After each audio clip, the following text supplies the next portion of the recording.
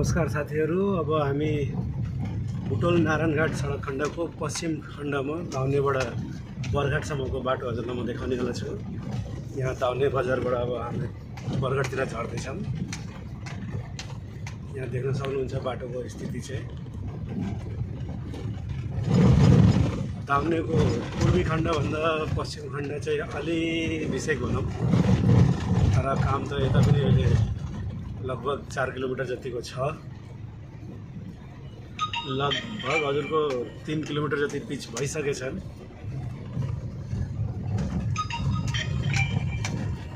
यहाँ देख्न सक्नुहुन्छ, यहाँ पिचको काम अहिले भएको छैन यहाँ, तर साइडको गार्डवालहरू भइसकेछ।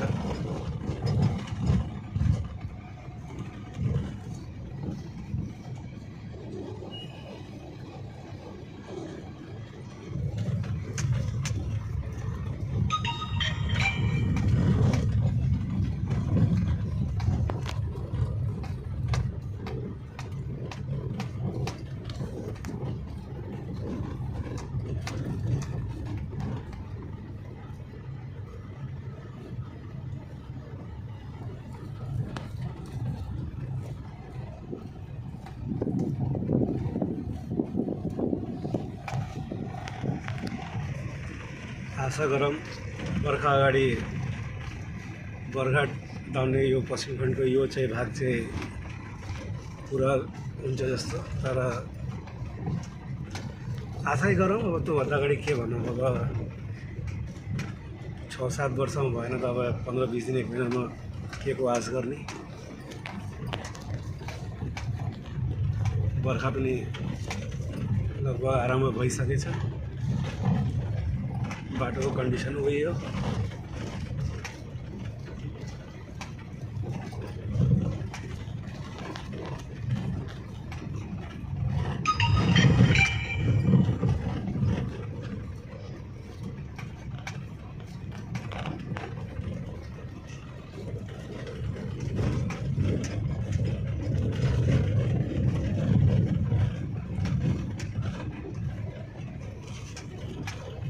जति पनि नेताहरू छ सबलाई नारायणघाट बुटोलको एउटा खटारा बसमा चढाएर हात खुट्टा बाँधेर अनि कोही एउटा जडिया रक्सी खाएको खुवाएर ड्राइभरलाई बसाइदिने गाडीमा अनि एकदम ल कुदाइ। अब त्यस्तो गरेर नेताहरूलाई छोडिदिन पर्यो अनि बल्ल जनताको दुःख बुझ्छन् यिनीहरूले।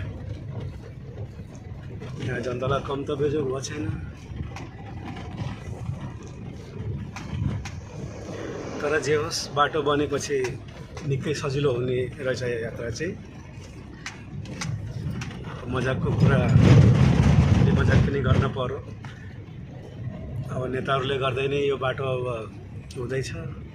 आज सबले ओलीलाई गाली दिँदैछ, जब जुन दिन बाटो कम्प्लिट हुन्छ त्यो दिन सबले भन्छ ओलीले गर्दा आज यो बाटो भयो। धन्यवाद हाम्रो प्रधानमन्त्री केपी शर्मा ओलीज्यू।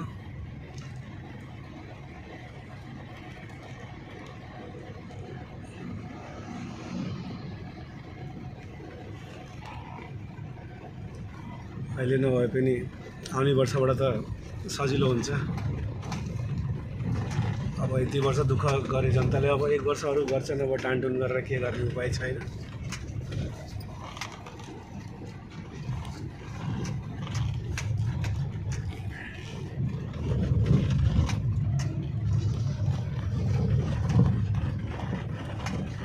अब यहाँबाट अलिकति ढलान गरेको बाटो छ, आरसीसी ढलान गरेको। खै हेरौँ कति दूर छ।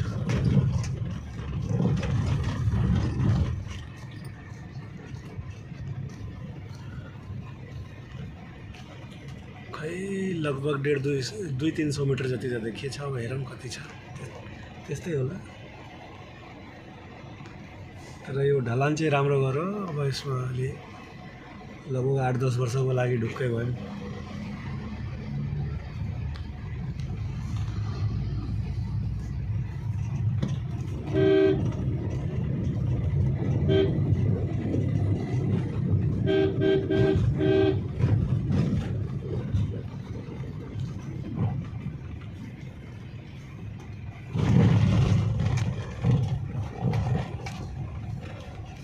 यो इन्डियन ट्रकहरूले गर्दा पनि जाम धेरै नै लाग्छ यहाँ।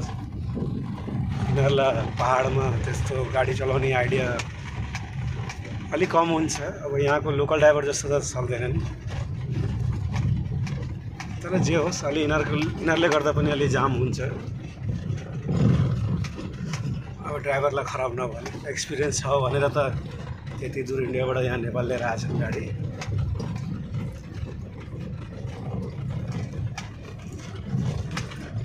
यहाँ रोडको स्थिति हेर्न सक्नुहुन्छ। अब बर्खा लागिसक्यो, यहाँ कलभट चाहिँ आधा बनेछ, आधा अब बनाउन बाँकी छ। गाह्रो छ।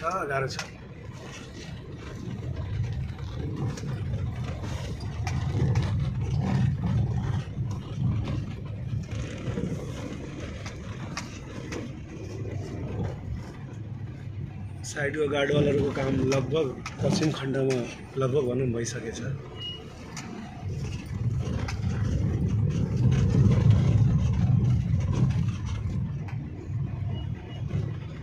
अलिअलि कहीँ रहेको छ, भनौँ नि साइडवालको काम लगभग 80-85% भइसकेछ पश्चिम खण्डमा।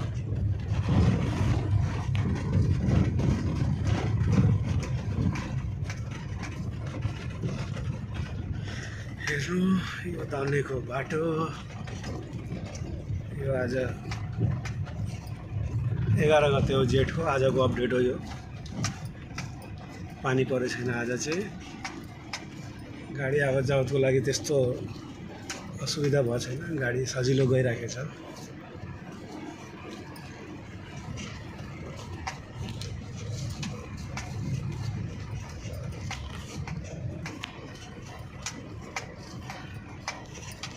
कमसेकम डोजरले यो बाटो अलि मिलाइदिन पर्ने। बाटो पनि पुरा खाल्टो खुल्टो छ, सानो गाडीलाई त निकै दुःख हुन्छ साथीहरू।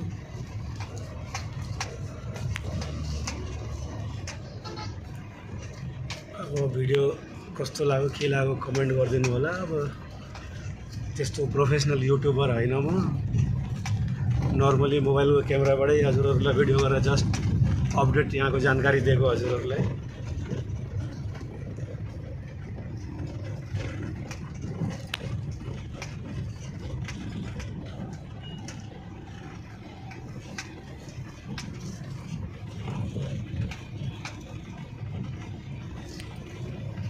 हेर्नु इन्डियन गाडीलाई जबरदस्ती ओभरटेक। के गाली दिन मिलेन, आफ्नो मुख खराब के गर्ने।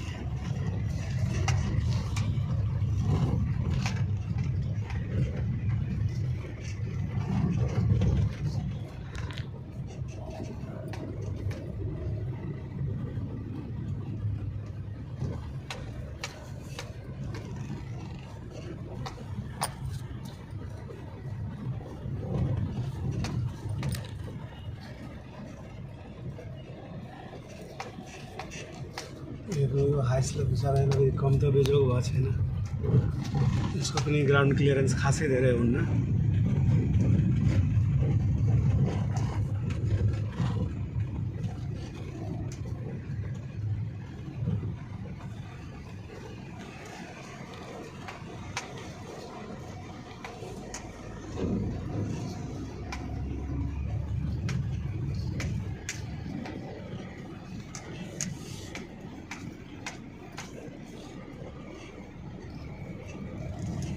अब यो बर्खाको सिजन सुरु भयो। अब यो यहाँ पुल बनाउन लाग्छ। यो के को नौटङ्की खै बुझ्न सकेको छैन, यति दिनबाट के गर्दै थियो। पिच गर्ने टाइम अब पुल बनाउँदैछ। जुन ठाउँमा पुलको आवश्यकता छैन त्यहाँ पनि पुल यतिकै बनाएर खै बिल बढाउनलाई हो कि के गर्ने हो के भनौँ। धाउनेको उकालोहरूमा ओह्रालोमा दुईतिरै यस्तो ठाउँमा पनि पुल बनाएको छन् जहाँ पुलको केही आवश्यकतै छैन।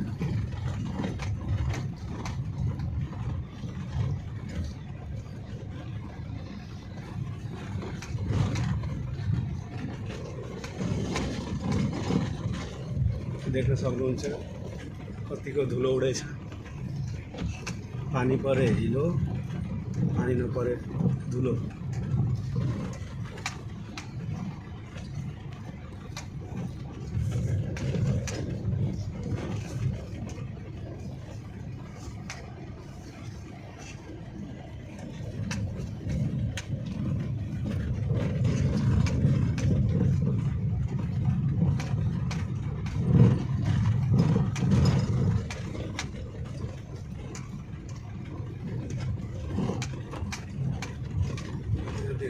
हुन्छ यहाँको अवस्था।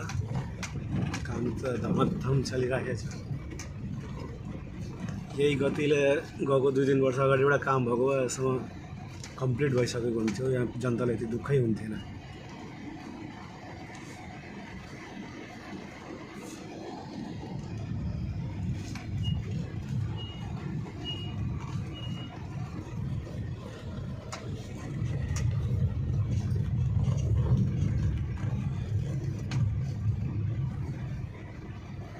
यहाँ पुल अहिले यो निर्माण हुँदैछ।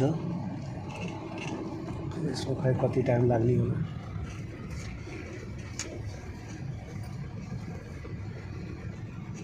अलिकति पानी पर्यो भने त्यस्तै हो।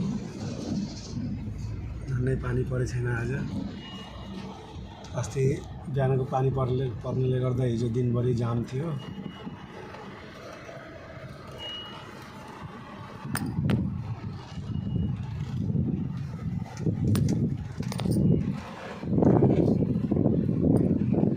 जो छ अब जो छ सानो गाडी छन् तलतिर धेरै ठोकिने डर हुन्छ।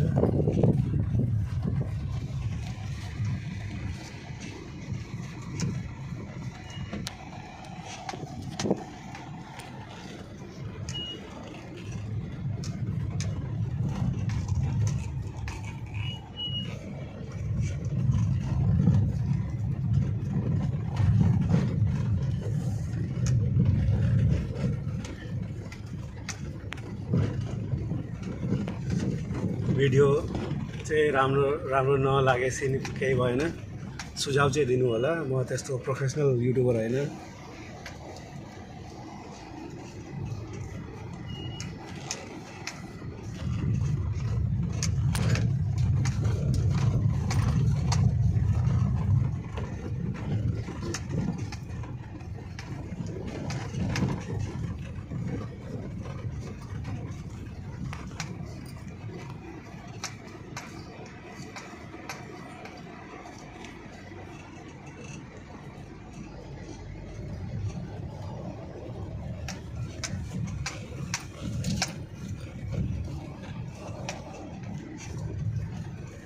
खाल्टो चाहिँ ठुलो छ, सानो गाडीले निकै कष्ट हुने रहेछ।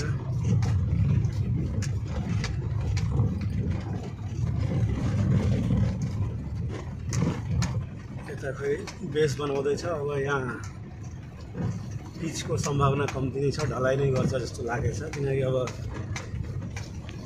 हिजोको बर्खाले गर्दा खुर्सानी खोला तलतिरको पिचको अवस्था हेरेर अब त पिच गर्दैनन् जस्तो लागेछ। यहाँ अब ढलाइ नै गर्छ जस्तो लागेछ। अब हेरौँ के गर्ने होइन। तर बेस चाहिँ बनाउँदैछ, काम चलिरहेको छ।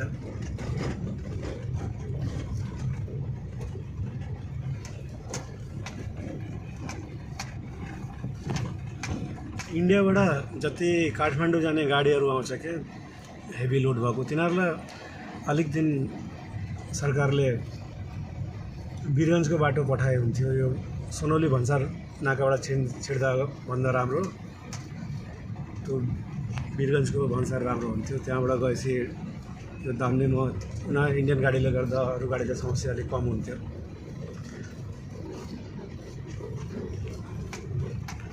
ठुलो ग्यासका गाडीहरू जे आउँछ तिनीहरूलाई वीरगन्जकै बाटो आएको राम्रो हुन्थ्यो।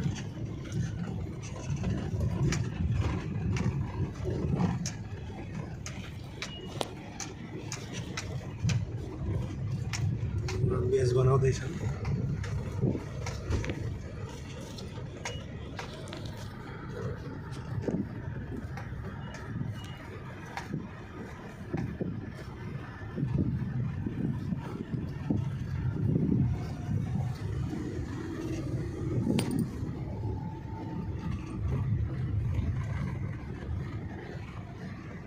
ओभरटेक गर्न पनि यहाँ गाह्रो छ। बाटो एक त खराब प्लस खाली टिपरहरू पेलेर आउँछ पुरा। सानो गाडी त गन्दैन तिनीहरूले।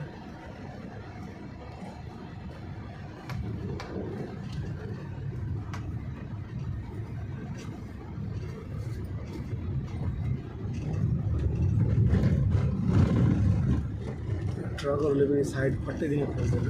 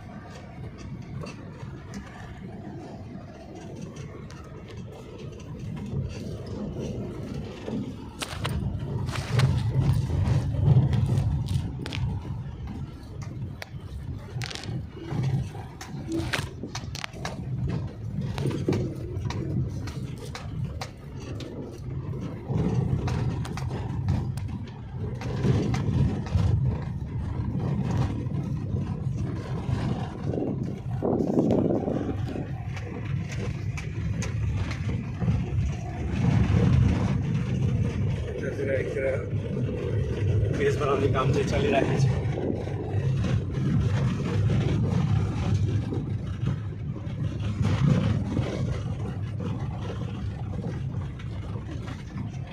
हामी अब लगभग खुर्सानी खोलानिर पुगिसक्यौँ। यहाँको अवस्था हेरौँ, हिजोको पानीले बहुतै क्षति गरेछ। बनाएको पिचहरू पनि उक्किएर पुरा बर्बाद गर्थ्यो। यहाँ खुर्सानी खोलाको पुलहरूको निर्माण कार्य भइरहेको छ। यहाँ ढलान गरेछ। यहाँ त अगाडि पनि हेर्न सक्नुहुन्छ, पुलमा ढलानहरू भइसकेछ।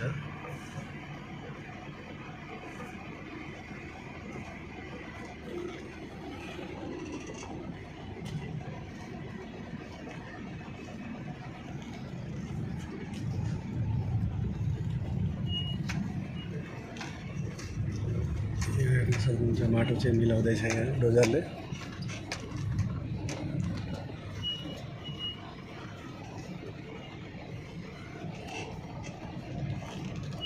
यता पुल वरापरि ढलानै गरेछ। यहाँ ढलानकै आवश्यकता थियो। यो पिच चाहिँ लास्टिङ गर्दैन। यहाँ पानीले गर्दा अब ठेकेदारलाई गाली दिएर भएन। अब जो बजेटमा काम पाएको छ त्यही बजेट अनुसारले गर्ने हो। तर यहाँ ढलाइ चाहिँ चाहियो, यहाँ पिचले हुँदैन। यहाँ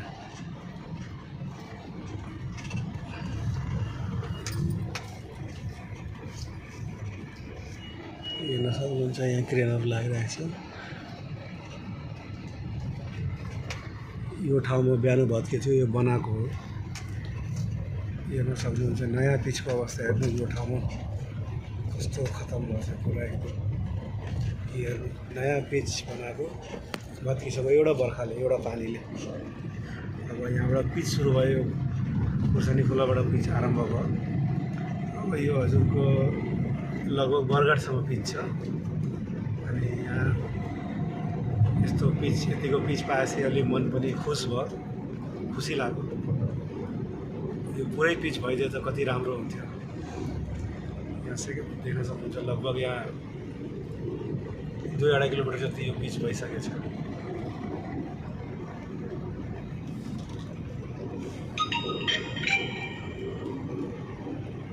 यस्तो पिच पुरै हुन पाए त बहुत राम्रो हुन्थ्यो।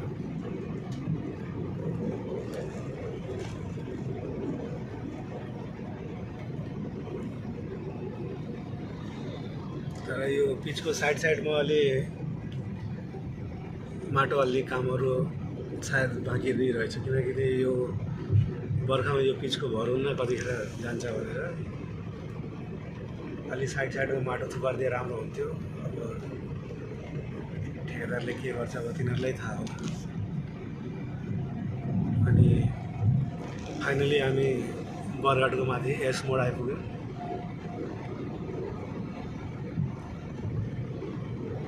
यहाँबाट अब एस मोड चाहिँ सुरु हुन्छ।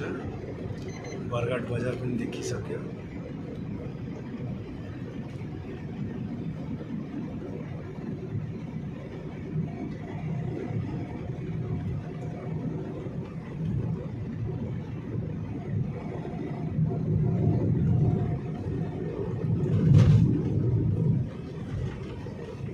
यो एस मोड हो।